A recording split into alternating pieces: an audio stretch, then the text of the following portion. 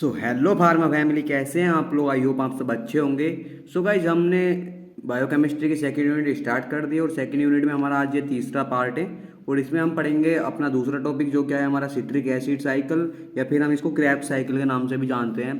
तो इसको आज पूरा कवर कर लेंगे इसी वीडियो में। तो आपसे रिक्वेस्ट है कि वीडियो पूरा ज़रूर देखना, क्योंकि आप लोग वीडियो पूरी देखते नहीं हैं और यार हमारे व्यूज़ भी कम आ रहे हैं चैनल पर, इसलिए हम सिलेबस जल्दी कंप्लीट नहीं करा पा रहे। अगर आप चाहते हो कि मतलब सिलेबस जल्दी कंप्लीट कराएं तो हमको थोड़ा सपोर्ट करो। तो बिना देरी के शुरू करते हैं सिट्रिक एसिड साइकिल को। तो सिट्रिक एसिड साइकिल को सिट्रिक एसिड क्यों कहते हैं, सबसे पहले तो यही देख लेते हैं कि इसको सिट्रिक एसिड साइकिल क्यों कहते हैं। तो इसमें जो हमारा पाथवे होता है, जो कि हमारा ये मतलब सिट्रिक एसिड साइकिल का जो मतलब पैथवे होता है, तो इसमें जो हमारा फर्स्ट प्रोडक्ट होता है ना, या तो ये सिट्रेट बनता है या फिर इसमें सिट्रिक एसिड बनता है। तो इसी वजह से इसको हम सिट्रिक एसिड साइकिल कहते हैं। और क्रेब्स साइकिल इसको इसलिए कहते हैं क्योंकि जो हमारे एक साइंटिस्ट थे सर हैंस क्रेब्स, तो उन्होंने इस पैथवे को डिस्कवर किया था। उसी की वजह से इसको क्रेब्स साइकिल के नाम से भी जानते हैं। तो इसको शुरू करते हैं अब। In 1937, Sir Hans Krebs, an English biochemist, proposed a pathway consist of a cycle of reaction through which acetyl coenzyme is converted to carbon dioxide and water, and hence the cycle was named as Krebs cycle। तो क्या होता है इसमें, देखो जो 1937 में जो है हमारे एक साइंटिस्ट थे सर हैंस क्रेब्स, जो कि हमारे इंग्लिश बायोकेमिस्ट थे। तो उन्होंने एक पाथवे को डिस्कवर किया जो कि मतलब एक साइकिल की तरह था, जैसे कि हम इसमें देख रहे हैं, जो कि हमारा एक साइकिल की तरह पाथवे है, जो कि मतलब साइकिल के पहिए की तरह गोल है। तो वो डिस्कवर किया उन्होंने। तो उसमें उसकी जो रिएक्शन है उसके थ्रू जो है हमारा एक एसिटिल को एंजाइम होता है। तो एसिटिल को एंजाइम क्या होता है इसको देख लेते हैं। जैसे कि हमने अभी पीछे हमने पढ़ी थी ग्लाइकोलाइसिस, हमने क्या पढ़ा था, ग्लाइकोलाइसिस पढ़ के आ रहे हैं। तो ग्लाइकोलाइसिस में जो हमने ग्लूकोज से हमने बनाया था पायरूवेट। क्या बनाया था हमने ग्लूकोज से हमने पायरूवेट बनाया था। और पायरूवेट से क्या होता है, हमारा फर्दर रिएक्शन होती है, उससे हमारा बन जाता है एसिटिल कोएंजाइम बन जाता है। और एसिटिल कोएंजाइम जो है हमारा सिट्रिक एसिड साइकिल में चला जाता है, सिट्रिक एसिड साइकिल में चला जाता है। और सिट्रिक एसिड साइकिल से जो हमारा फिर ये कन्वर्ट हो जाता है हमारा CO2 और H2O में। तो ऐसा सिस्टम रहता है। अगर आपने पिछली वीडियो नहीं देखी तो आप पिछली वीडियो देख लेना जाके, वहाँ से आपके डाउट्स थोड़े क्लियर हो जाएंगे। तो ये यही बोल रहा है कि जो रिएक्शन के थ्रू जो हमारा एसिटिल को एंजाइम है वो हमारा कन्वर्ट हो जाता है हमारा कार्बन डाइऑक्साइड में और वाटर में। Hence the cycle was named, और इसीलिए इस साइकिल को जो है हम नाम दिया गया है Krebs cycle. All the enzyme catalyzing the reaction of the cycle occur inside mitochondria, in contrast with those of glycolysis, which occur in the cytosol। तो ये जो हमारा एंजाइम में ये जो इसकी रिएक्शन है वो हमारी माइटोकॉन्ड्रिया में होती है।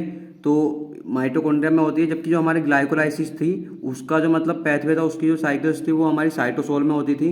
Before pyruvates can enter the citric acid cycle, और उसके बाद जो हमारा सिट्रिक एसिड साइकिल में चला जाता है pyruvate, it must be oxidatively carboxylated to acetyl coenzyme. तो देखो इसमें क्या होता है, जो हमारी फर्दर ऑक्सीडेटिव कार्बोक्सिलेशन के जो थ्रू एसिटिल को एंजाइम में कन्वर्ट हो जाता है ये। और उसके बाद जो कन्वर्ट होता है ये एसिटिल को एंजाइम, तो ये हमारा CO2 और H2O में कन्वर्ट हो जाता है। तो यही सिट्रिक एसिड पैथवे है। अगर आपसे 2 नंबर में पूछे तो आप इसके बारे में इतना बता देना। और अब हम पढ़ लेते हैं इसकी स्टेप वाइज रिएक्शन, इसका मतलब जो पैथवे है। तो इसका पैथवे मैंने एक पेपर पे बना रखा है, यहाँ पे देखो। सिट्रिक एसिड साइकिल का जो पैथवे है ये इस तरीके से होता है साइकिल की तरह। तो इसमें तो देखो सबसे पहले क्या होता है, इसमें जो हमारा सबसे पहले पैथवे होता है वो होता है हमारा हमने अभी पीछे देखा है कि ग्लूकोज से हमारा एसिटिल को एंजाइम बन रहा है। और एसिटिल को एंजाइम हमारा कोएंजाइम ए में मतलब कन्वर्ट हो जाता है। और एसिटिल जो है हमारा इसमें से अलग हो जाता है, एसिटिल इसमें हमारा अलग हो जाता है। तो एसिटिल जो है हमारा 2 कार्बन से मिलकर बना होता है। और जो ऑक्सो एसीटेट होता है, जो ऑक्सैल एसीटेट होता है, ये हमारा 4 कार्बन से मिलकर बना होता है। तो ये 2 कार्बन और 4 कार्बन आपस में मिलने के बाद हमारी जो सिट्रेट है ये 6 कार्बन से मिलकर बना होता है। उसको मतलब उसका निर्माण करते हैं, उसको मतलब कन्वर्ट हो जाते हैं ये सिट्रेट में। तो इसमें जो हमारा एंजाइम रिस्पॉन्सिबल रहता है वो रहता है हमारा सिट्रेट सिंथेसिस सिंथेस। तो इसका जो फर्स्ट स्टेप है यही है सिर्फ। अब इसको थोड़ा सा थ्योरी में देख लेते हैं, थ्योरी में आपको थोड़ा सही से समझ में आ जाएगा। तो इसमें अब पहला स्टेप देख लेते हैं, फॉर्मेशन ऑफ सिट्रेट, यानी कि इसमें सिट्रेट का फॉर्मेशन हो रहा है। The first step is the reaction between the 4 carbon unit oxalo acetate and the 2 carbon unit acetyl coenzyme resulting in the formation of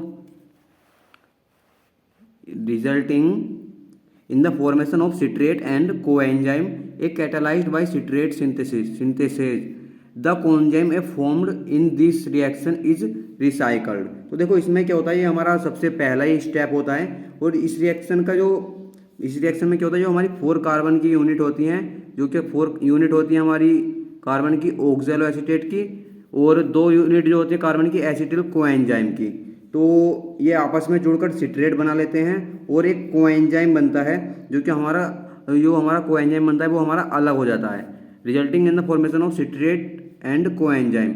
हाँ, तो इसमें जो हमारा मतलब सिट्रेट का फॉर्मेशन होता है और कोएंजाइम हमारा अलग हो जाता है।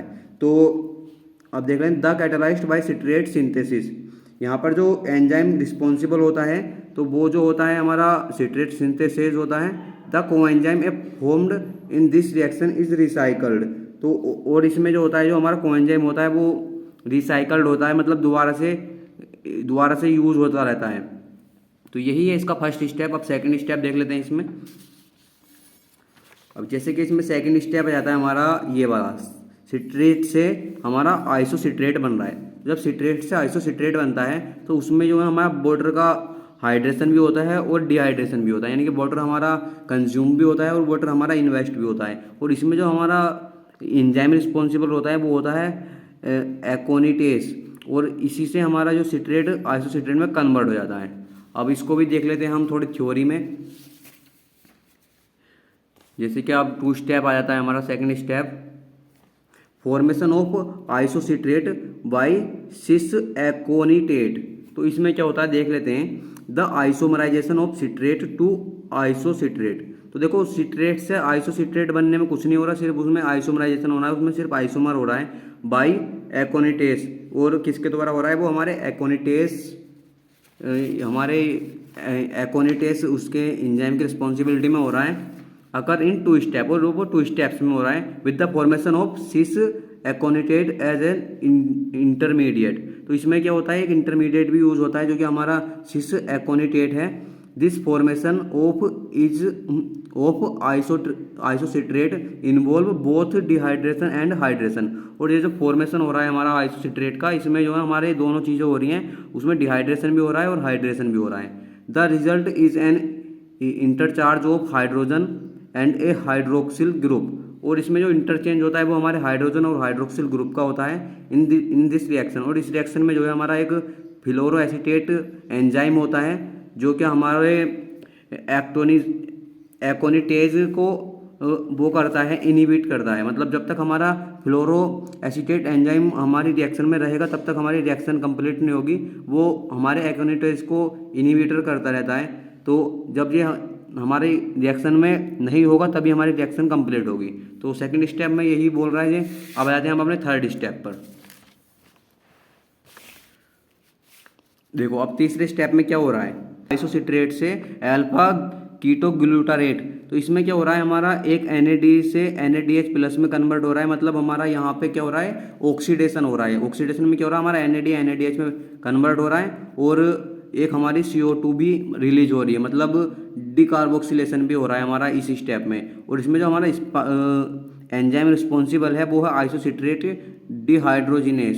तो यही तीसरे स्टेप में हमारा ये कन्वर्ट हो जाता है, उसमें हमारा ऑक्सीडेशन भी हो रहा है और डिकार्बोक्सिलेशन भी हो रहा है। अब आ जाते हैं हम अपने फोर्थ स्टेप में, जो कि हमारा अल्फा कीटोग्लूटारेट से सक्सिन कोएंजाइम A बन रहा है। तो इसमें क्या होता है, देखो इसमें भी हमारा सेम है, ऑक्सीडेशन तो हो ही रहा है क्योंकि हमारा NAD से NADH प्लस NADH बन रहा है, और इसमें क्या है हमारा CO2 भी रिलीज हो रहा है, मतलब हमारा डिकार्बोक्सिलेशन भी हो रहा है। लेकिन इसमें जो हमारा जो कोएंजाइम था ऊपर, वो हमारे यहाँ पे रीयूज हो रहा है दोबारा से, और वो इस रिएक्शन में मतलब कंज्यूम हो रहा है। तो जिससे कि हमारी जो है अब सक्सिनिल कोएंजाइम A बन रहा है। ठीक, तो इसमें जो एंजाइम रिस्पॉन्सिबल रहता है वो रहता है अल्फा कीटोग्लूटारेट डिहाइड्रोजिनेस।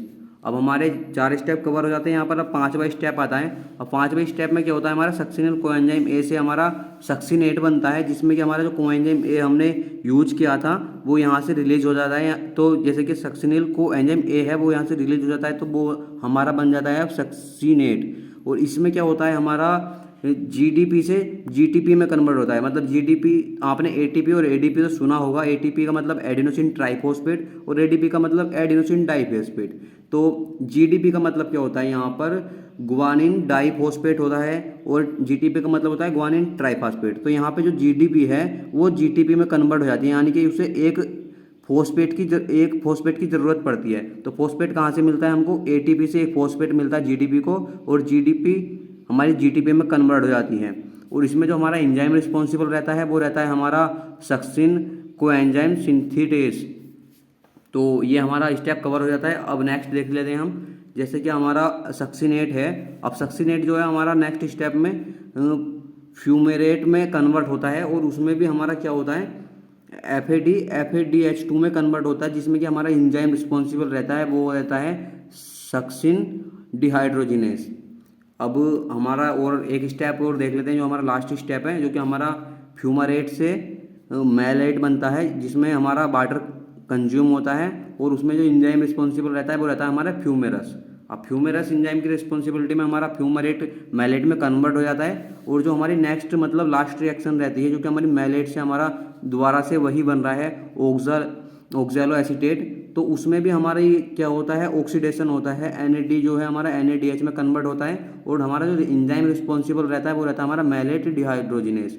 तो ये इसका पैथवे होता है, और इसकी जो मतलब थियोरेटिकल रिएक्शन मतलब थ्योरी में जो लिखा हुआ है इसका पैथवे, उसको भी मैं डाल दूंगा नोट्स में, आप वहाँ से देख लेना, क्योंकि वीडियो ज़्यादा लंबी हो जाएगी अगर मैं उन सभी को इसमें ऐसे बताने लगा तो ज़्यादा हार्ड नहीं है, वो सिंपल ही है। जैसे स्टेप में यहाँ पे स्टेप वाइज लिख रहा है, उसी तरीके से वहाँ पे थ्योरी में लिख रहा है, तो आप देख लेना वहाँ से। इसका पैथवे इतना ही है, क्लियर हो जाता है यहाँ पे पैथवे। अब इसका सिग्निफिकेंस पढ़ लेते हैं हम अपनी वीडियो में। अब यहाँ पर देख लेते हैं हम सिग्निफिकेंस ऑफ क्रेब्स साइकिल। तो दोस्तों मैं बता दूं, क्रेब्स साइकिल को हम TCA के नाम से भी जानते हैं। TCA का मतलब होता है ट्राई कार्बोक्सिलिक एसिड ग्रुप। तो इसमें क्या होता है, TCA में हमारे 3 कार्बोक्सिलिक ग्रुप प्रेजेंट होते हैं, उसी वजह से इसको हम TCA साइकिल के नाम से भी जानते हैं। तो अब हम यहाँ पर इसके सिग्निफिकेंस में नंबर 1 पर देख लेते हैं। The major significance of the citric acid cycle is to act as the final common pathway for the oxidation of carbohydrate, lipid and protein, since glucose, fatty acid and many amino acid are all metabolized to acetyl coenzyme।